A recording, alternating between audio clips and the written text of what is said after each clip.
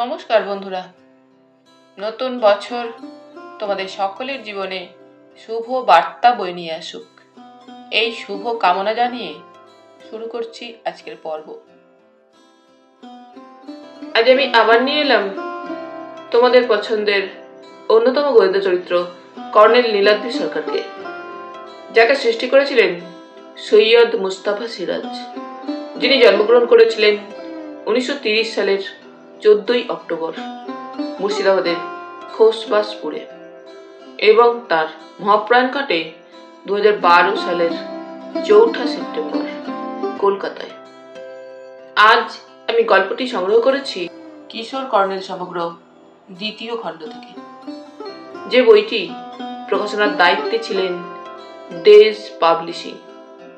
এদের সকলের প্রতি আন্তরিকভাবে কৃতজ্ঞতা নিবেদন করে শুরু করছি আজকের গল্প, শ্মশান রহস্য। ভদ্রলোক ঘরে ঢুকে নমস্কার করে বললেন, নমস্কার, আমি আসছি মেদিগঞ্জ থেকে। আমার নাম স্যার বটুক রায়। খুব গন্ডগোলে পড়ে আপনার শরণাপন্ন হয়েছি। কর্নেল নীলাদ্রি সরকার প্রকাণ্ড একটা ইংরেজি বই খুলে বসেছিলেন, দাঁতের ফাঁকে চুরুট। মুখ তুলে দেখে বললেন, আপনি বসুন আগে। ভদ্রলোকের দিকে হাঁ করে তাকিয়েছিল। সত্যি বলতে কি, ইনি যেন নর দানব। গর্দানে মাংস ঠেলে উঠেছে, বাহুতে দাগড়া দাগড়া পেশি ঠেলে বেরিয়ে আছে, গায়ের রং কুচকুচে কালো, মাথার চুল কদম ফুলি, অর্থাৎ ন্যাড়া হবার পর যেমন চুল গজায়, দেখার মতো গোঁপখানাও বটে। গায়ে স্পোর্টিং গেঞ্জি, পরনে আঁটো প্যান্ট, পায়ের বিশাল চপ্পল যে অর্ডার দিয়ে বানাতে হয়েছে তাতে আমি নিঃসন্দেহ। কবজিতে চাঁদির বালা এবং গলায় মিহি সোনার চেন ঝিকমিক করছিল। ভদ্রলোক সাবধানেই বসলেন সোফায়, তবু মনে হলো সোফাটা যে কোনো মুহূর্তে মরাত করে ভেঙে পড়বে। ষষ্ঠীচরণ পর্দার ফাঁকে মুন্ডু বাড়িয়েছিল, তার চোখও ছানা বড়া হয়ে উঠেছে। কর্নেল বললেন, ষষ্ঠী, কফি নিয়ে আয়। তখন সে নরদানব দেখছে। কর্নেল চোখ কটমটিয়ে তাকাতেই সে অদৃশ্য হলো। কর্নেল বললেন, আপনি শরীর চর্চা করেন বুঝি? ব্যায়ামবীর সলজ্জ হাসলেন, এক সময় করতুম স্যার, বাড়তিনেক দেহশ্রী খেতাব পেয়েছিলুম। তবে এখন বয়স হয়েছে, নানা কাজে ব্যস্ত হয়ে পড়েছি, আরও সব হয়ে ওঠে না। আপনার গন্ডগোলটা কি বলুন এবার? ব্যায়ামবীর বটুক রায়ের মুখ গম্ভীর হয়ে উঠল। তারপর উনি যে কাহিনী শোনালেন তা যেমন অদ্ভুত তেমনি রোমাঞ্চকর। মেদিগঞ্জ বহরমপুর থেকে সামান্য দূরে গঙ্গার ধারে একটা পুরানো গঞ্জ, ছোটখাটো একটা শহরই বলা যায়। বটুকবাবু সম্প্রতি কিছুকাল আগে একটা ক্লাব করেছেন। ক্লাবটার নাম শ্মশান বন্ধু ক্লাব। মেদিগঞ্জে সব মরা এই ক্লাবের ছেলেরাই বটুকবাবুর নেতৃত্বে শ্মশানে নিয়ে যায়। সৎকারের সব দায়িত্ব তারা নেয়। গরিব মানুষের মরা কিংবা রাস্তাঘাটের বেওয়ারিশ মরা এখন আর আগের মতো গঙ্গায় ফেলে দেওয়া হয় না। শাস্ত্র মতে চিতায় পড়ে এবং সৎকারাদি হয়। সব খরচ ক্লাবের। কিন্তু রোজই তো আর লোক মরে না। তাছাড়া আজকাল কত সব ওষুধ বেরিয়েছে, সহজে লোক মরে না। এদিকে বটুকবাবু এবং ক্লাবের ছেলেদের যেন নেশা ধরে গেছে মরা বয়ে। মরা না পেলে মন ভালো থাকে না, সবই অভ্যাস। তাই কারোর গুরুতর অসুখ বিসুখ হলেই ওরা তককে তককে থাকেন, বাড়ির আনাচে কানাচে ওত পেতে বেড়ান। তারপর যেই কান্নাকাটি শোনেন অমনি বটুকবাবু এক লাফে বাড়িতে ঢুকে হাঁক দেন, কোথায় লাশ? পেছনে তার চেলারা বাড়ি কাঁপিয়ে চেঁচিয়ে ওঠে, বল হরি হরি বল। গন্ডগোল ঘটেছে দুদিন আগে। সেদিন ছিল শুক্রবার। মেদিগঞ্জে দুইজন প্রমথবাবু আছেন। একজন হলেন প্রমথ মিত্তির, তিনি স্কুল মাস্টার। অন্যজন হলেন প্রমথ বোস, তিনি পোস্ট মাস্টার। দুজনকেই লোকে প্রমথ মাস্টার বলে। দুজনেরই বয়স 50-এর ওধারে। দুজনেই রোগা খেকুটে চেহারার মানুষ। একজন ভোগেন অম্বলে, অন্যজনের লিভার খারাপ। শুক্রবার সন্ধ্যার একটু আগে সতু নামে ক্লাবের একটি ছেলে দৌড়ে এসে হাঁপাতে হাঁপাতে খবর দিল, প্রমথ মাস্টার টেসে গেছে। বাজারে গিয়ে এইমাত্র শুনে এসেছে সে, কিন্তু কোন প্রমথ মাস্টার সেটার হদিশ করতে পারেনি। বটুক বাবু বললেন, চল তবে আগে কাছেরটাই দেখি। কাছেরটা মানে স্কুল মাস্টার প্রমথ বাবু, প্রমথ মিত্তির। তিনি যদি না টেসে থাকেন তাহলে পোস্টমাস্টার প্রমথ বাবু অর্থাৎ প্রমথ বোসের টেসে যাওয়া অবধারিত। মৃত্যুর খবর তো আর মিথ্যা রটতে পারে না। বিশেষ করে দুজনেই ওরা নিরীহ সজ্জন মানুষ বলে পরিচিত। প্রমথ মিত্রের বাড়ির কাছে যেতেই কান্নাকাটি শোনা গেল। অমনি বটুকবাবু গামছাখানা এক টানে কোমরে বেঁধে বাড়ি ঢুকে পড়লেন। তারপর যথারীতি হাঁক ছাড়লেন, লাশ কোথায়? এদিকে ওর চেলারাও পেছন পেছন ঢুকে চেঁচিয়ে উঠল, বলো হরি, হরি বল। অমনি কান্নাকাটি গেল থেমে। তারপর ঘরের ভেতর থেকে বেরিয়ে এলো মাস্টার গিন্নি। রণরঙ্গিনী চেহারা, বাঁ হাতে খ্যাংড়া ঝেঁটা, ডান হাত কোমরে আঁচল জড়াতে জড়াতে হুঙ্কার দিলেন, তো বেড়ে মোড়া খেকো শকুনের পাল, তোদের জ্বালায় একটু কাঁদবারও জো নেই রে হতচ্ছাড়া। মাস্টার গিন্নি দজ্জাল মহিলা, ব্যায়ামবীরের তোয়াক্কা করেন না। বেগতিক দেখে বটুকবাবু তার দলবল নিয়ে কেটে পড়লেন। কিন্তু খামোখা কান্নাকাটির কি মানে হয়? বটুকবাবু বললেন, আয় রে, পোস্টমাস্টার প্রমথ বোসের বাড়ি যাই। শ্মশানবন্ধু ক্লাব দৌড়ে চলল পোস্টমাস্টারের বাড়ির দিকে। প্রমথ বোসের বাড়িটা একেবারে গঙ্গার ধারে নিরিবিলি জায়গায়। চারিদিকে গাছপালা, তার মধ্যে একটা পুরানো একতলা বাড়ি। কাছাকাছি গিয়ে ভল্টু বলল, কই কান্নাকাটি তো শোনা যাচ্ছে না। বটুকবাবু বললে, দৌড় বোকা, পোস্টমাস্টার বাবুর কে আছে যে কাঁদবে, উনি একা থাকেন না। তপু বলল, কেন, ওর চাকর ভোলা তো আছে, তার কাঁদা উচিত। কিন্তু বাড়ি একেবারে চুপচাপ।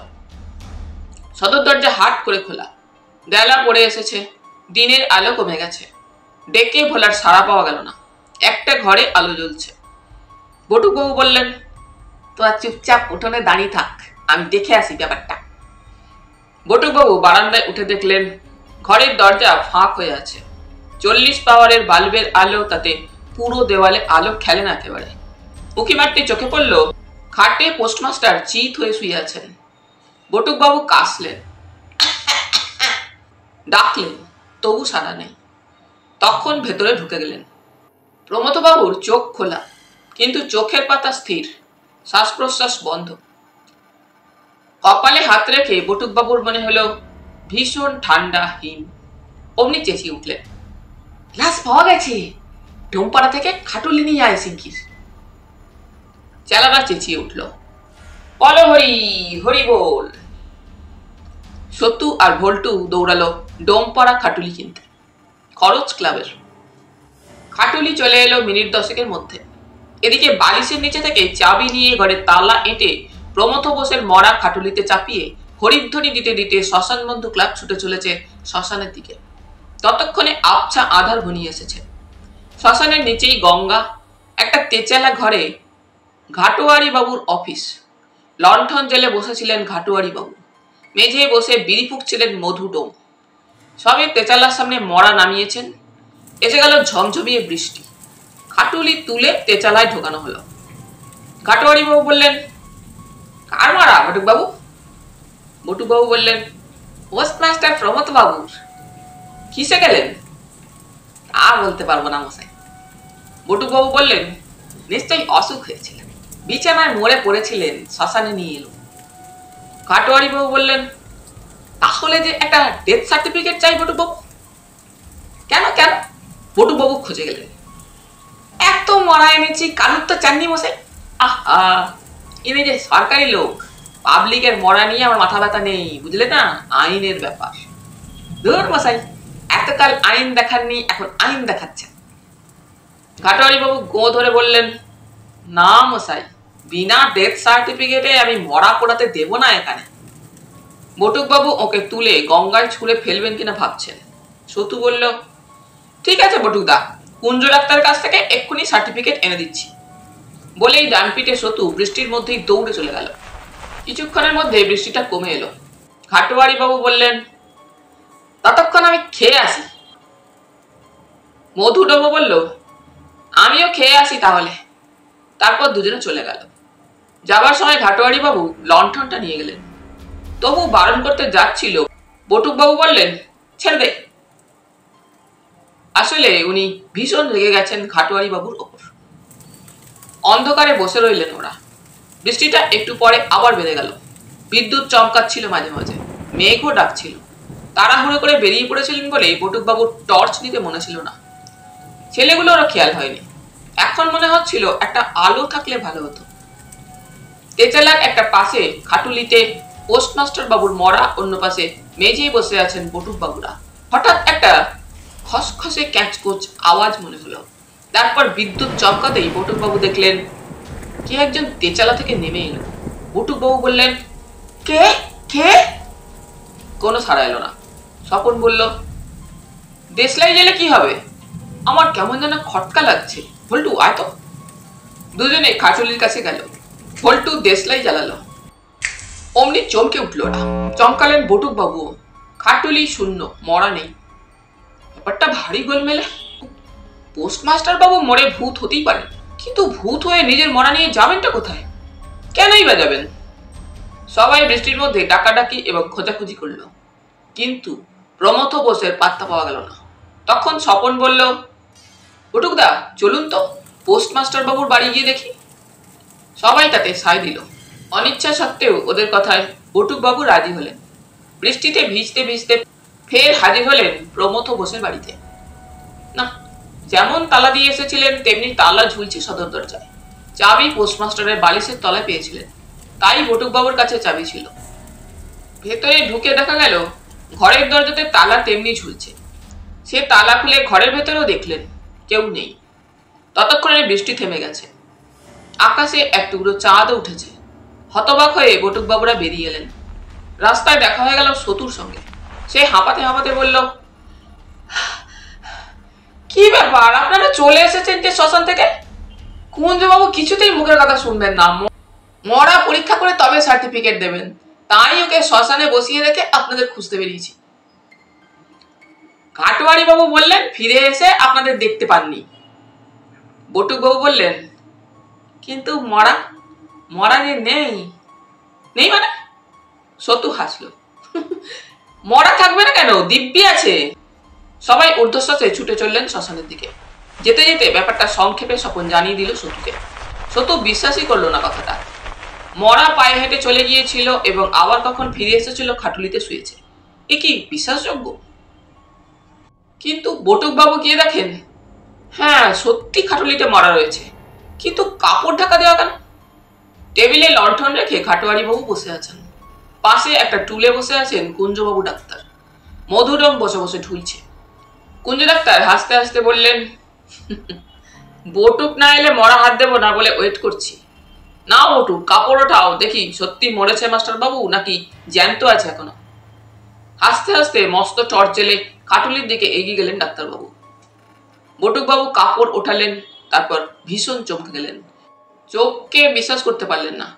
ক্লাবের ছেলেরাও হকচকিয়ে দাঁড়িয়ে রইল। কুঞ্জ ডাক্তার বলে উঠলেন, এ কি হে বটুক, এ তো পোস্টমাস্টার নয় দেখছি। মরাটা স্কুল মাস্টার প্রমথ মিত্তিরের। কুঞ্জ ডাক্তার পরীক্ষা করে দেখেই বললেন, মরা তাতে সন্দেহ নেই, তবে বটুক তোমার একটা কথা বলি শোনো, বেশি উৎসাহ ভালো নয়। এক প্রমথের মরা শুনে এলুম, এসে দেখি অন্য প্রমথ। প্রমথ মিত্তিরের সার্টিফিকেট আমি দিতে পারবো না বাবু, সে তুমি যাই বলো। মিত্তির বউ বড় দজ্জাল মহিলা, আমার মুন্ডু মুড়িয়ে খেয়ে ফেলবে। কুঞ্জ ডাক্তার গোঁ ধরে চলে গেলেন। বটুক বাবু ব্যায়ামবীরের শরীরে তখন আর এক ফোঁটা জোর নেই। ধপাস করে বসে পড়ে বললেন, তোরা যা হয় কর সতু, আমার মাথা ঘুরছে। সতু আর ভল্টু দৌড়ে খবর দিতে গেল স্কুল মাস্টারের বাড়িতে। কিছুক্ষণের মধ্যেই সেই দজ্জাল মহিলা এবং আরো সব লোক এসে পড়ল। এতক্ষণে দেখা গেল প্রমথ মিত্তিরের মাথার পেছনে চাপ চাপ রক্ত জমাট বেঁধে আছে। শক্ত কিছু জিনিস দিয়ে আঘাত করা হয়েছিল। সবাই শিউরে উঠল, এ তো হত্যাকাণ্ড। কাজেই মরা পুড়ল না। পুলিশ এলো রাত দুপুরে। মরা চালান গেল সদরের মর্গে। এদিকে পোস্টমাস্টার প্রমথ বোসের পাত্তা নেই, তার চাকর ভোলারও নেই। বাড়িতে এখন তালা ঝুলছে। ট্রেনে মেদিগঞ্জ পৌঁছতে সন্ধ্যা হয়ে গিয়েছিল। বটুকবাবুরা আগে এখানকার বনেরই বড়লোক ছিলেন, এখন অবস্থা কিছুটা পড়ে এসেছে। গঙ্গার ধারে সেকেলেগড়নের প্রকাণ্ড প্রাসাদতুল্য বাড়ি। আমাদের যত্নার্থীর ত্রুটি হলো না। কিছুক্ষণের মধ্যে খবর পেয়ে শ্মশান বন্ধু ক্লাবের ছেলেরা এসে ভিড় করল। কর্নেল তাদের দেখে কৌতুকে মেতে উঠলেন। বৃদ্ধ গোয়েন্দা প্রবরের যা স্বভাব। হাস্য পরিহাসের বিষয় হলো মরা। খাটুলিতে করে শ্মশানে নিয়ে যাওয়ার সময় হঠাৎ যদি মরা জ্যান্ত হয়ে লাফ দিয়ে পালাতে থাকে তাহলে কেমন হবে? ছেলেগুলো হাসতে থাকলো। মজার ব্যাপার তো হবে, তবে এ যাবৎ তেমনি হয়নি শুধু শ্মশানের তেচালা থেকে পোস্টমাস্টারের মরাটা নিয়ে যাওয়া ছাড়া। একসময় বটুকবাবু এসে ঘোষণা করলেন, থানার পুলিশ অফিসার হেমাঙ্গ নন্দী এসেছেন। সত্যু ভল্টু তোরা সব এখন যা, ক্লাবে গিয়ে বস, আমি যাচ্ছি। ওরা বিমর্ষভাবে চলে গেল। কর্নেলের সঙ্গে খুব জমে উঠেছিল। পুলিশ অফিসার হেমাঙ্গবাবু ঘরে ঢুকলেন। সহস্রে নমস্কার করে বললেন, নমস্কার কর্নেল, আপনার ট্রাঙ্ক কলের পরেই আমি পোস্ট অফিসে গিয়েছিলাম। নতুন পোস্টমাস্টার আজ সকালে জয়েন করেছেন। খোঁজ নিয়ে জানলুম প্রমথ মিত্তির মারা যাওয়ার পর দিন অর্থাৎ শনিবার তার নামে একটা পার্সেল এসে পৌঁছায়। পোস্টম্যান মোটে দুজন, হরিপদবাবু আর মাখনবাবু। মিত্তির মশাইয়ের বাড়িটা হরিপদবাবুর বিটের মধ্যে পড়ে। যাই হোক, সেদিন পোস্টমাস্টার না থাকায় ওরা দুজনেই সব কাজকর্ম করেন। দুপুরে হরিপদবাবু পার্সেলটা দিয়ে আসেন মিত্তির মশাইয়ের স্ত্রীকে। সাধারণ পার্সেল ডেলিভারি দেন। কর্নেল বললেন, রেজিস্ট্রি পার্সেল নয়? না, হেমাঙ্গবাবু বললেন, পার্সেলের প্যাকেটের ভেতরে অম্বলের ওষুধ পাওয়া গেছে। কলকাতার একটা আয়ুর্বেদিক ওষুধ কোম্পানি থেকে বিনামূল্যে পাঠানো নমুনা ওষুধ। মিত্তির মশাইয়ের অম্বলের অসুখ ছিল। বিজ্ঞাপন দেখে চিঠি লিখে থাকবেন। শুক্রবার সন্ধ্যায় মিত্তির মশাই কোথায় ছিলেন তদন্ত করেছেন কি? হ্যাঁ, উনি বাসুদেব বাবুর মেয়েকে 7টা পর্যন্ত পড়িয়ে বাড়ি ফিরছিলেন। পথে হারানবাবুর কাছে শোনেন পোস্টমাস্টার মশাই মারা গেছেন, তার বডি শ্মশানে নিয়ে যাওয়া হয়েছে। তাই শুনে মিত্তির মশাই শ্মশানের দিকে চলে যান। দুজনের মধ্যে খুব বন্ধুতা ছিল শুনলুম। তাহলে ওকে পথেই খুন করা হয়েছিল? ঠিক তাই। আচমকা ওর মাথার পেছনে শক্ত কিছু দিয়ে আঘাত করা হয়। নিশ্চয়ই পড়ে গিয়েছিলেন মাটিতে, রক্তও পড়া উচিত, কিন্তু বৃষ্টির জন্য ধুয়ে গেছে। তার এই জায়গাটা আমরা খুঁজে বের করতে পারিনি। বটুকবাবু কান খাড়া করে শুনছিলেন। বললেন, বুঝতে পেরেছি, মিত্তির মশাইকে খুন করে তার বডিটা বয়ে নিয়ে গিয়েছিল খুনি। হয়তো গঙ্গায় ফেলে দেওয়ার মতলব ছিল, আমরা থাকায় পারেনি। হেমাঙ্গবাবু বললেন, হয়তো তাই। আপনারা যেমন শ্মশান থেকে পোস্টমাস্টার বাবুর খোঁজে তার বাড়ির দিকে দৌড়ে গেছেন, তেমনি সে মিত্তির মশাইয়ের বডি শূন্য খাটুলিতে রাখতে সুযোগ পেয়েছে। ভেবেছিল পোস্টমাস্টারের বডি বলে চিতে উঠবে, রাত বিরেতে অতকে লক্ষ্য করবে। তাছাড়া ওই বৃষ্টি। তাহলে পোস্টমাস্টারকে সে তেচালা থেকে নিশ্চয়ই বেরিয়ে যেতে দেখেছিল এবং বিদ্যুতের আলোয় চিনতেও পেরেছিল। বটুকবাবুর কথা শুনে কর্নেল বললেন, তাই সম্ভব, কিন্তু পোস্টমাস্টার গেলেন কোথায়? তার চাকর ভোলাই বা গেল কোথায়? হেমাঙ্গবাবু বললেন, ভোলাকে পাওয়া গেছে 2 মাইল দূরে গ্রামে তার বাড়ি। তার বক্তব্য হলো সে ছুটি নিয়ে বাড়ি গিয়েছিল, তারপর অসুস্থ হয়ে পড়ায় আসতে পারেনি। সেটা সত্যি বলেই মনে হয়েছে আমাদের, কারণ এখনো সে প্রবল জ্বরে ভুগছে। ডাক্তারের মতে ম্যালেরিয়া। কর্নেল বললেন, আপনারা কাকে খুনি বলে সন্দেহ করছেন? পোস্টমাস্টারকে প্রথমে সন্দেহ করেছিল, মনে হয়েছিল আগাগোড়া ব্যাপারটা তারই প্ল্যান। মরার ভান করে পড়ে থাকা, শ্মশান থেকে সুযোগ পেয়ে কেটে পড়া এবং মিত্তির মশাইকে খুন করা।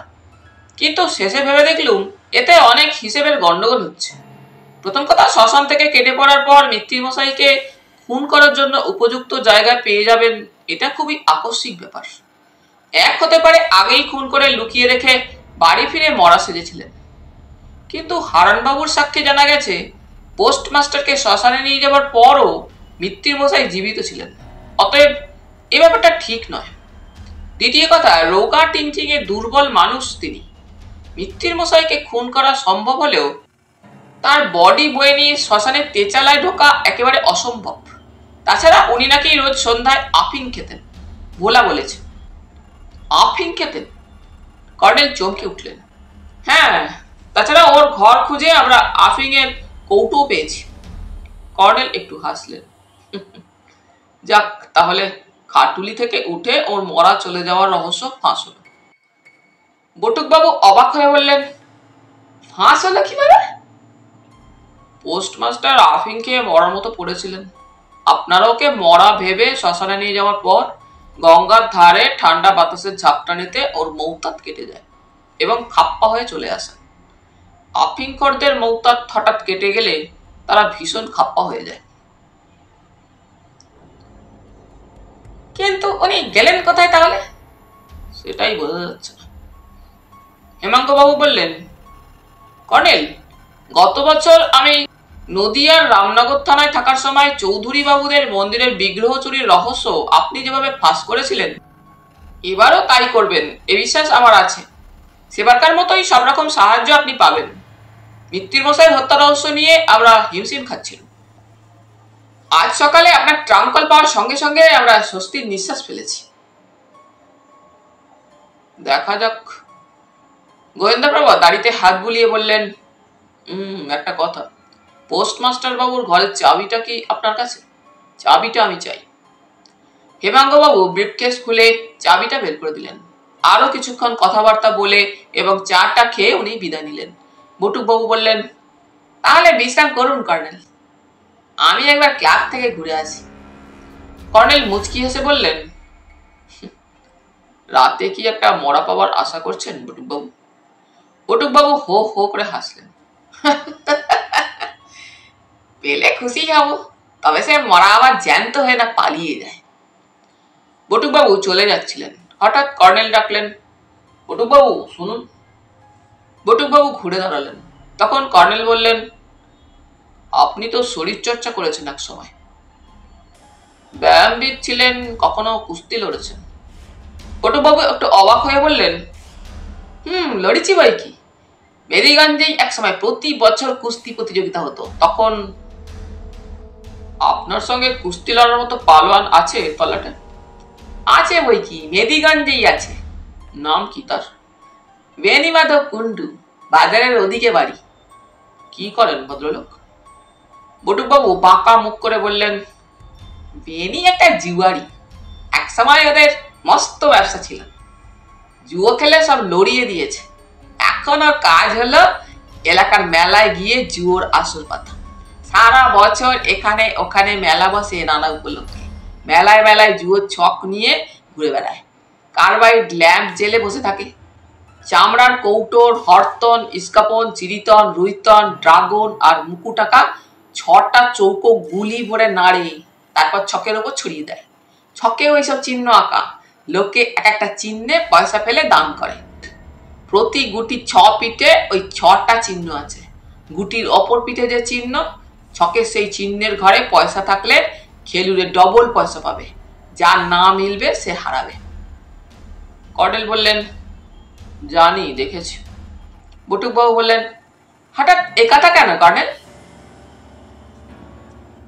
এমনি বলে কর্নেল চোখ বুঝলেন। বটুকবাবু মুখে বিস্ময়ের চিহ্ন নিয়ে বেরিয়ে গেলেন। রাত 10টা বাজলো দেওয়াল ঘড়িতে। খাওয়া দাওয়ার পর কর্নেল, বটুকবাবু আর আমি বারান্দায় বসে কথা বলছিলাম। ততক্ষণে কৃষ্ণপক্ষের চাঁদটা উঠেছে গাছপালার ফাঁকে। আকাশে টুকরো মেঘ ভেসে বেড়াচ্ছে, বারবার চাঁদটাকে ঢেকে দিচ্ছে। হঠাৎ কর্নেল বললেন, চলুন বটুকবাবু, পোস্টমাস্টার বাবুর বাড়িতে হানা দেওয়া যাক। বটুকবাবু উত্তেজিত হয়ে বললেন, যাবেন? বেশ তো, চলুন। এখান থেকে শর্টকাটে চুপি চুপি নিয়ে যাব। ওদের বাড়ির পেছনে বাগান। বাগানের গেটে গিয়ে আমরা আগাছার জঙ্গলে পড়ল। টর্চ জ্বালা মানা, তবে চাঁদের আলোয় হেঁটে যেতে অসুবিধা হচ্ছিল। পোস্টমাস্টারের নিরিবিলি বাড়িটা দেখে গা ছমছম করলো অজানা ভয়ে। গাছপালার ভেতর বাড়িটা যেন হানাবাড়ির মতো দাঁড়িয়ে আছে। পেছন দিকে একটা বন্ধ জানালার কাছে কর্নেল দাঁড়িয়ে গেলেন। ঠিক তখনই কানে এলো শব্দটা।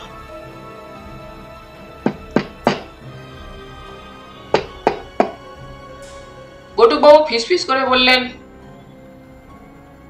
কাঠঠোকরা পাখি না? কর্নেল ইশারায় চুপ করতে বললেন। রাতের বেলা কাঠঠোকরা পাখি শব্দ করবে কেন? বুঝলুম না। তাছাড়া শব্দটা শোনা যাচ্ছে যেন পোস্টমাস্টার বাবুর ঘরের ভেতর থেকে। তারপর ঝড়ঝড় করে কি ঝরে পড়ল। বটুক বাবু এবার ফিসফিস করে বললেন, সিদেল চোর। কর্নেল ওকে চুপ করতে ইশারা করলেন, কিন্তু ঠক ঠক শব্দটা যেই একটু জোরে হয়েছে এবং ঝড়ঝড় করে সম্ভবত চুনবালি খসে পড়ছে, অমনি ব্যায়ামবীরকে বাঘ বানানো গেল না।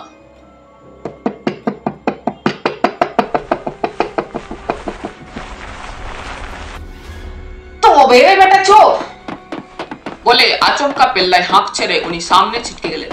চাঁদের আলোয় দেখলাম ওর বিশাল শরীর বাড়ির অন্যদিকে মিলিয়ে গেল। ধূপ ধূপ শব্দে মাটি কাঁপলো। তারপর ধপাস শব্দ হলো কোথায়। তারপর নরদানবের হুঙ্কার, বাপরে বলে আর্তনাদও শুনতে পেলুম। দৌড়ে বাড়ির সামনে সদর দরজায় পৌঁছলাম দুজনে। দরজা খোলা। উঠোনে দাঁড়িয়ে বটুক বাবু নিজের প্রকাণ্ড বাহুতে হাত বুলোচ্ছেন। আমাদের দেখে হাঁপাতে হাঁপাতে বললেন, বিছুটি বিছুটি। টর্চের আলো জেলে কর্নেল বললেন, সিদেল চোর বিছুটি ঘা মেরে পালিয়েছে দেখছি বটুক বাবু। বটুক বাবু বললেন, আলকুশি হতে পারে। ইস, জ্বালা করছে প্রচন্ড। চোরকে দেখতে পেয়েছেন কি? বটুক বাবু করুণ মুখে বললেন, না, পেলে তো এক আচারে ফুটি পাটা করে দিতুম। বারান্দার তামের আড়ালে লুকিয়ে পড়েছিল, যেই গেছি আর বিছুটি না আলকুশি খসে দিয়েছে। পাশাপাশি দুটো ঘর। একটা ঘরে তালা ঝুলছে, অন্যটার তালা ভাঙা। সে ঘরটাই পোস্টমাস্টারের শোবার ঘর। বটুক বাবু সুইচ টিপে বাতি জ্বালিয়ে দিলেন। দেখলুম একখানে দেওয়ালের অনেকটা ধস ছাড়িয়ে দিয়ে গেছে চোর। পরীক্ষা করে কর্নেল বললেন, দেওয়ালে কিছু পোতা আছে কিনা খুঁজছিল। বললুম, গুপ্তধন নয় তো? কর্নেল মুচকি হেসে বললেন, তাও হতে পারে। দেখছো না সারা ঘর উলট পালট করে খুঁজেছে, না পেয়ে শেষে দেওয়ালের দিকে ঝুঁকে পড়লেন। মেঝে থেকে হাতখানেক উঁচুতে খোঁড়া হচ্ছিল। সেখানে কি পরীক্ষা করে কর্নেল সোজা হয়ে দাঁড়ালেন। এখানে সিঁদুর দিয়ে স্বস্তিকা চিহ্ন আঁকা ছিল বলে সন্দেহ হয়েছিল চোরের। বটুক বাবু জিজ্ঞেস করলেন, কি খুঁজছিল বলেন তো? ওই তো জয়ন্ত বলল, গুপ্তধন। বটুক বাবু বাঁ হাতের কনুইয়ের ওপরটায় হাত বুলোতে বুলোতে হেসে বললেন, যা, প্রমথ মাস্টারের ঘরে গুপ্তধন, অসম্ভব ব্যাপার। কর্নেল টর্চের আলো ফেলে খসে পড়া চুনবালিগুলো দেখতে দেখতে বললেন, চোর ঠিকই ধরেছিল। এখানে সদ্য নতুন পলেস্তারা করা হয়েছিল দেখছি। বটুক বাবু দেখুন তো, একটা শক্ত খুন্তি বা শাবল পান নাকি? রান্নাঘরে খুঁজে দেখুন, টর্চ নিয়ে যান। বটুক বাবু কর্নেলের টর্চ নিয়ে চলে গেলেন। তক্ষুনি ফিরে এলেন একটা কালি মাখা ছোট্ট লোহার গোঁজ নিয়ে। বুঝলুম ওটা দিয়ে ভোলা কয়লা ভাঙত। কর্নেল বললেন, বটুক বাবু জায়গাটা খুঁড়ুন। বটুক বাবু অবাক হয়ে খুঁড়তে শুরু করলেন। নরদানবের হাতের ঘা, বাড়ি ভেঙে পড়বে মনে হচ্ছিল। গোঁজ মেরে চাপ দিচ্ছেন আর পুরানো ইটের টুকরো শুদ্ধ চাবড়া উঠে আসছে।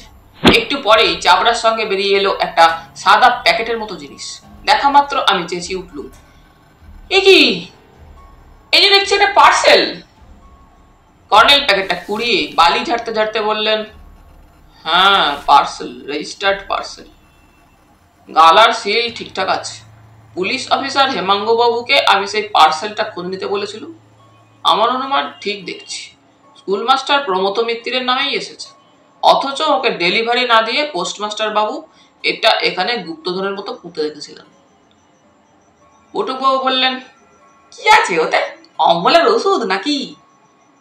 কর্নেল হাসলেন, ওষুধ কোম্পানির নামেই পাঠানো হয়েছিল প্রমথ মিত্তিরের কাছে। যাই হোক, আপাতত আর এখানে নয়, চলুন ফেরা যাক। রহস্যময় পার্সেলটার ভেতরে কি এমন দামি ওষুধ আছে যে প্রমথ বোস ওটা প্রমথ মিত্তিরকে ডেলিভারি না দিয়ে এমন করে লুকিয়ে রেখেছিলেন, তা আমার মাথায় ঢুকছিল না। পার্সেলটা খুলে দেখার কথাও বার কথা কর্নেলকে বললুম। গোয়েন্দা প্রবরের কানেই যেন ঢুকলো না। উপরন্তু সেই রাত্রেই থানায় গিয়ে হেমাঙ্গ নন্দীর কাছে জমা দিয়ে এলেন। সকালে ব্রেকফাস্ট খাওয়ার পর কর্নেল বললেন, বটুক বাবু, মিত্তির মশাইয়ের স্ত্রী নাকি দজ্জাল মহিলা, সবসময় হাতে খ্যাংড়া ঝাঁটা নিয়ে থাকেন। বটুক বাবু গাল চুলকে বললেন, আগে হ্যাঁ, মেহেদিগঞ্জের ওই একজনকেই একটু ভয় করে চলি। চলুন না একবার আমাকে নিয়ে। সর্বনাশ! বটুকবাবু আটকে উঠলেন। সামনে আমি যাব না কর্নেল স্যার, বরং আপনাকে বাড়িটা দেখিয়ে দেব দূর থেকে। সেদিন সত্যি সত্যি প্রমথ মাস্টারের লাশ পুড়ে গেল শেষ পর্যন্ত, নইলে আমাকে নাকি উনি দুবেলা অভিশাপ দিচ্ছেন আর ঝাঁটা নিয়ে শাসাচ্ছেন। কাজেই দূর থেকে বাড়িটা দেখিয়ে দিয়ে কেটে পড়লেন বটুকবাবু। কর্নেল দরজায় কড়া নাড়তেই বলে ভেতর থেকে এমন চিল চেঁচানি ভেসে এলো যে আমার পিলে চমকে উঠল। তারপর দরজা খুলে গেল। রণচণ্ডী বটে চেহারাখানা, কিন্তু কর্নেলের তো বটেই, আমারও সৌভাগ্য যে হাতে ঝাঁটা নেই। দরজায় শান্ত সৌম্য ঋষিতুল্য সাদা দাড়ি এবং মাথায় সাহেবী টুপি, তাছাড়া চেহারাও সাহেবী, গলায় ঝুলন্ত ক্যামেরা আর বাইনোকুলার। এমন এক মূর্তি দেখেই বোধ করি ভদ্রমহিলা থ বনে গেছেন। কর্নেল গলায় মধু মাখিয়ে বললেন, প্রণাম দিদিভাই। অমনি মিত্রের গলে জল হয়ে গেলেন। বাইরের ঘরে খাতির করে বসালেন। কর্নেল নিজের পরিচয় দিয়ে বললেন, আপনার স্বামীর হত্যা রহস্যের কিনারা করতেই এসেছি দিদিভাই। মিত্রগিন্নি চোখ মুছতে মুছতে হুঙ্কার দিয়ে বললেন, এই ট্যাকরা হতচ্ছাড়া ডাকবাবুই ওকে খুন করেছে। ওকেই আপনারা ধরুন, ও পালিয়ে বেড়াচ্ছে। আপনারা না ধরতে পারেন, দেখবেন আমি ওকে ধরবো। গর্তে লুকিয়ে থাকলে চুলের ঝুঁটি ধরে বের করবো, তারপর মুড়ো খ্যাংড়া ঝাড়বো ওর পিঠে। কর্নেল হাত তুলে আশ্বস্ত করে বললেন, দয়া করে আমার একটা প্রশ্নের জবাব দিন দিদিভাই। মিত্রগিনি শান্ত হয়ে বললেন, বলুন। আপনার স্বামীর নামে কি মাঝে মাঝে পার্সেল আসতো ডাকে? আসতো, পরশুই তো একটা এসেছে। থানার বটুকবাবু জানতে এসেছিলেন, ওকে দেখিয়েছি। এর আগেও এসেছে তো? এসেছে। আপনার সামনে কখনো সেসব পার্সেল খুলেছেন মিত্তিমশাই? কি থাকতো ওতে? ওর অম্বলের অসুখ ছিল, তারই ওষুধ। আমার প্রশ্নের জবাব হলো না দিদিভাই। আপনি কখনো দেখেছেন পার্সেল খুলতে? মিত্তিরগিন্নি একটু অবাক হয়ে বললেন, না তো, পার্সেল আসতো শুধু তাই দেখেছি, পিয়ন দিয়ে যেত। দরজার ফাঁকে উঁকি দিচ্ছিল একটা কিশোরী। সে বলে উঠল, কেন মা, পার্সেল এলে বাবা সেটা কুন্ডু কাকাকে দিয়ে আসতেন না? আমি দেখেছি। জিজ্ঞেস করলে বলতেন কুন্ডুর ওষুধ আমার নামে আসে। মিত্রগিন্নি মাথা নাড়লেন। তা আমি বলতে পারবো না বাবু, নিজের কাজ নিয়েই ব্যস্ত সবসময়, তার উপর হাঁটুর বাত বছরভর কটকট করে কামড়াচ্ছে, যন্ত্রণায় কেঁদে কেটে অস্থির। বলেই আবার রণচণ্ডী হলেন। ওই কান্না শুনেই হতচ্ছাড়া বটুক এসে বলেছিল, লাশ কোথায়? ওর পোড়া মুখের কথাই ফলে গেল রাত না পোহাতেই। একবার ওকে পেলে হয় ঝেঁটিয়ে পালওয়ানগিরি ঘুচিয়ে দেবো। কর্নেল কিশোরীর দিকে তাকিয়েছিলেন, বললেন, কাকে দিয়ে আসতেন পার্সেল? মেয়েটি বলল, কুন্ডু কাকাকে। তার মা বললেন, ওই যে গো বেনি কুন্ডু, সেও এক পালোয়ান। মেহেদিগঞ্জে তো পালোয়ানের অভাব নেই। এক পালোয়ান বেড়াচ্ছে বাড়ি বাড়ি মরা খুঁজে, আর এক পালোয়ান বেড়াচ্ছে দেশে দেশে জুয়া খেলে। মার মার, মুড়ো ঝেঁটা মার হতচ্ছাড়াদের মুখে। ভদ্রমহিলা সমানে তর্জন গর্জন করতে থাকলেন। কর্নেলের উঠে আসা গ্রাহ্যই করলেন না। রাস্তায় কর্নেল হন্তদন্ত হয়ে হাঁটছিলেন। কিছু জিজ্ঞেস করবো ভাবলেন, কিন্তু মুখের অবস্থা থেকে সাহস হলো না। একটা খালি সাইকেল রিক্সা আসছিল, সেটা দাঁড় করিয়ে কর্নেল বললেন, থানায় যাব। হেমাঙ্গ নন্দী আমাদের দেখে উত্তেজিত হয়ে বললেন, আসুন আসুন, পার্সেল থেকে কি বেরিয়েছে দেখুন। কর্নেল জিনিসগুলো দেখতে দেখতে বললেন, কোকেন, মারিজুয়ানা, এলএসডি, নিষিদ্ধ মাদকের কারবার দেখছি। নিরীহ সজ্জন ভদ্রলোক এবং স্কুল মাস্টার প্রমথ মিত্রের নামে পাঠানো হতো, যাতে কেউ সন্দেহ করতে না পারে। উনিও কিছু তলিয়ে না বুঝে এবং সম্ভবত পয়সা করে লোভে পার্সেল পৌঁছে দিতেন আসল প্রাপকের কাছে। এখন দেখা যাচ্ছে এই পার্সেলটা স্কুল মাস্টারের কাছে ডেলিভারি দেওয়া হয়নি। কেন হয়নি? ধূর্ত পোস্টমাস্টারের সন্দেহ হয়ে থাকবে এবং কোনোভাবে টের পেয়েও থাকবেন, তাই ডেলিভারি দেননি। পিয়নদেরও জানাননি, নিয়ে গিয়ে লুকিয়ে রেখেছিলেন। আমি হেসে ফেললুম। নিশ্চয়ই আফিং আছে ভেবেছিলেন। কর্নেল সায় দিলেন। আফিং ভাবাই স্বাভাবিক, আফিংখোর মানুষ তো। যাই হোক, পার্সেলটা না পেয়ে মূল প্রাপক ক্ষেপে উঠেছিল। সন্দেহ করেছিল মিত্তির মশাই ওটা আত্মসাৎ করেছেন। তাই তাকে খুন করে বসলো প্রতিহিংসা বসে। সুযোগও ছিল চমৎকার। পোস্টমাস্টার মারা গেছেন এবং তার লাশ শ্মশানে গেছে। ইহাত আকস্মিক ঘটনা পরম্পরায় সে একটা চমৎকার সুযোগ পেয়ে গিয়েছিল, কিন্তু পাল্টা ঘটনা পরম্পরায় সব উল্টে গিয়েছিল। হেমাঙ্গবাবু বললেন, খুনিটা তাহলে কে? তাকে ধরতে হবে এখনই। কর্নেল দাড়ি চুলকে বললেন, এখনই ধরা কঠিন হবে। কাল রাতের ঘটনার পর সে সতর্ক হয়ে গেছে। তাকে ফাঁদ পেতে ধরতে হবে। তবে সেজন্যই আমাদের দরকার পোস্টমাস্টার মশাইকে। উনি তো নিখোঁজ। ওকেও খুন করে গঙ্গায় ফেলে দিয়েছে কিনা কে জানে। কর্নেল হাসলেন। আফিং খান বটে, ভীষণ ধূর্ত বলেই মনে হচ্ছে। দেখা যাক বলে উনি উঠলেন। হেমাঙ্গবাবু অস্থির হয়ে বললেন, কিন্তু খুনির নাম কি? কর্নেল বলার আগেই আমি মুখ ফসকে বলে ফেললুম, পালোয়ান এবং জুয়ারি বেনিমাধব কুন্ডু। হেমাঙ্গবাবু লাফিয়ে উঠলেন। কর্নেল বললেন, একটু ধৈর্য ধরতে হবে, তাকে সহজে খুঁজে পাবেন না। আমার ফাঁদ পাতা পর্যন্ত অপেক্ষা করুন হেমাঙ্গবাবু। কর্নেল গঙ্গার ধারে ধারে হাঁটছেন, আমার সঙ্গে কথা বলছেন না। বুঝলুম হেমাঙ্গ নন্দীকে খুনির নাম বলে দিয়ে ওর রাগের কারণ হয়েছে। একেবারে ওস্তাদের মার শেষ মুহূর্তে দেখানো স্বভাব ওর। হেমাঙ্গবাবুদের তাক লাগাবেন ভেবেছিলেন, হলো না। বাইনোকুলারে মাঝে মাঝে পাখি দেখছিলেন কর্নেল। গঙ্গার ধারে ঘন ঝোপঝাড় গাছপালার জঙ্গল। কিছুটা এগিয়ে হঠাৎ থমকে দাঁড়ালেন। খানিকটা দূরে বিশাল এক বট গাছ, ডালপালা আর অসংখ্য ঝুড়িতে যেন নিজেই এক দণ্ডকারণ্য হয়ে রয়েছে। তার ভেতর একটা পুরানো মন্দির দেখতে পাচ্ছিল। কর্নেল বাইনোকুলারে মন্দির অথবা বট গাছে কোনো দুর্লভ পাখি দেখতে থাকলেন। তারপর কিছু বলা কাওয়া নেই, আচমকা দৌড়তে শুরু করলেন মন্দিরটার দিকে। হকচকিয়ে দাঁড়িয়ে রইল। ওর সঙ্গে দৌড়ানোর মানে হয় না, কারণ এরপর ওই দুর্লভ পাখির পেছনে সারাটা দিন ঘুরবেন। আমার অত ধকল সইবে না। অনেকক্ষণ দাঁড়িয়ে অপেক্ষা করার পর আমারও রাগ হলো। শরৎকালের তীব্র রোদ, যদিও মাথা বাঁচানোর মতো ছায়া আছে। গরমে ঘামছি দরদর করে।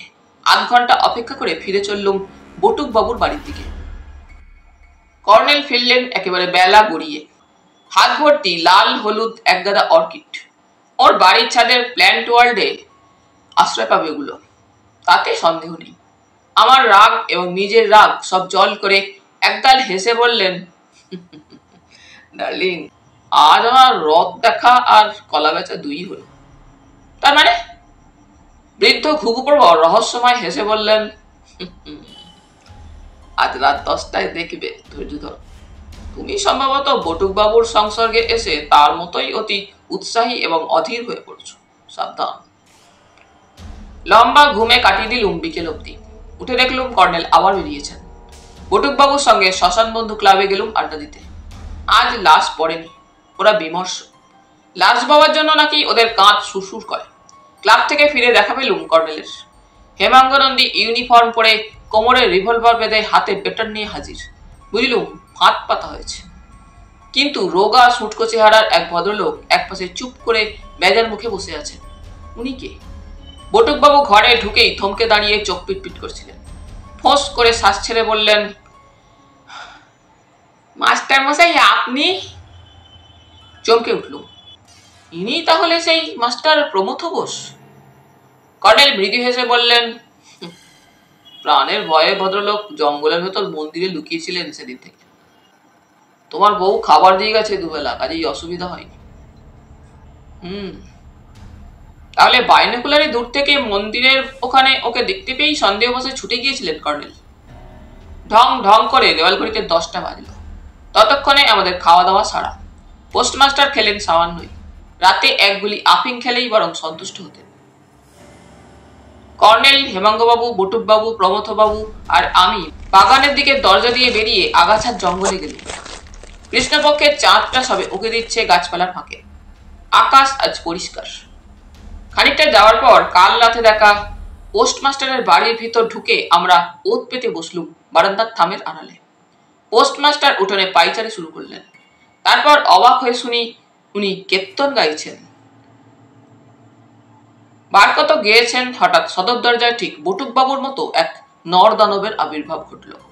একেবারে বটুকবাবুর প্রতিরূপ, তেমনি কদম ফুলি চুল, স্পোর্টিং গেঞ্জি, আঁটো প্যান্ট, হাতে বালা। শরৎকালে চাঁদের আলো খুব পরিষ্কার। তাই স্পষ্ট দেখতে পাচ্ছিলুম বেনি কুন্ডুকে। ঢুকেই বললেন, খুব দেখালে মাইরি ডাকবাবু, কই আমার পার্সেল দাও। পোস্টমাস্টার খিকি করে হাসলেন। যা ভয় পেয়েছিলুম, তোমার তো বিশ্বাস নেই হে। শেষে ভেবে দেখলুম আপোষ করে মিটিয়ে নেওয়া যাক, তাই চিঠি লিখে তোমায় ডাকলুম। পালোয়ান বিশাল হাত বাড়িয়ে বললেন, দেরি করো না, মাল দাও। পোস্টমাস্টার তেমনি ভুতুরে হেসে বললেন, মায়েরই বেনি, তুমি আমার চোখের সামনে মৃত্যুকে ঠকাস করে মারলে আর নেতিয়ে পড়ল। উহ, দেখে যা ভয় পেয়েছিলুম। তুমি দেখেছিলে তাহলে? ঠিক আছে, মাল দাও। দিচ্ছি রে বাবা, দিচ্ছি, পোস্টমাস্টার বললেন। ওহ, চোখের সামনে দৃশ্যটা দেখতে পাচ্ছি। বৃষ্টির মধ্যে মিত্তির আমাকে মরা দেখতে আসছে। হঠাৎ বিদ্যুৎ চমকাল, দেখি তুমি ওর মাথায় ঠকাস করে। দেখেই আমার বাকি নেশার ঘোর কেটে গেল। তখন দিশেহারা হয়ে দৌড়ে পালিয়ে গেলুম, বাইরে ঢোকার সাহসই হলো না। পালোয়ান দুহাতে ওকে আচমকা শূন্যে তুললেন পুতুলের মতো। পোস্টমাস্টার হাত পা ছুটতে থাকলেন। বুঝলুম স্কুল মাস্টারের লাশ তুলে নিয়ে যেতে ওই পালোয়ানের একটুও অসুবিধা হয়নি। কিন্তু তখনই এক কাণ্ড ঘটে গেল। আচমকা বটুক বাবু লাফ মেরে উঠোনে পড়লেন। তারপর, তবে রে বেটা, কাল রাতে আমাকে বিছুটি না আলকুসি মেরে পালিয়েছিলে তাহলে তুমি, বলেই জাপটে ধরলেন বেনিকুন্ডুকে। পোস্টমাস্টার ছাড়া পেয়ে হাত তালি দিয়ে কুস্তি দেখতে থাকলেন। দুই পালোয়ানের জাপটাজাপটি, মাটিতে গড়াগড়ি শুরু হলো। ধুন্ধুমার সেই তুলকালামে ভূমিকম্প হচ্ছিল যেন। মাটি কাঁপছিল, কিন্তু বেশিক্ষণ এই কুস্তি দেখতে দিলেন না কর্নেল। টর্চের আলো ফেলে বললেন, খুব হয়েছে বটুক বাবু। বেনি বাবু, এবার উঠে পড়ুন। বেনিকুন্ডু হকচকিয়ে উঠে দাঁড়ালেন প্রতিপক্ষকে ছেড়ে। সঙ্গে সঙ্গে হেমাঙ্গ বাবু দৌড়ে গিয়ে ওর হাতে হাত করা পরিয়ে দিলেন। দরজা দিয়ে এক দঙ্গল কনস্টেবল হুড়মুড় করে ঢুকে পড়ল। পোস্টমাস্টার তখনও খিখি করে হেসে হাততালি দিচ্ছেন।